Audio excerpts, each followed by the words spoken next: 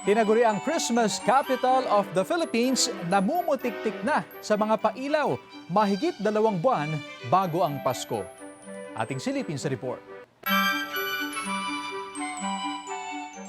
Kumukuti-kutita, bumubusi-busilak. Ganito nagbukas ang Paskong Fernandino sa lungsod ng San Fernando, Pampanga. Sabay-sabay na nagningning ang mga makukulay na parol sa kinikilalang Christmas capital of the Philippines. Ngayong taon, higit 17 lugar sa buong lungsod ang sabay-sabay na nagliwanag. Bawat disenyo sumasa ilalim sa pananampalataya, pag-ibig at pag-asa. Magbigay ng kasiyahan sa ating mga kababayan dito sa San Fernando at lahat ng mga dumadaan at pumupunta sa syudad natin.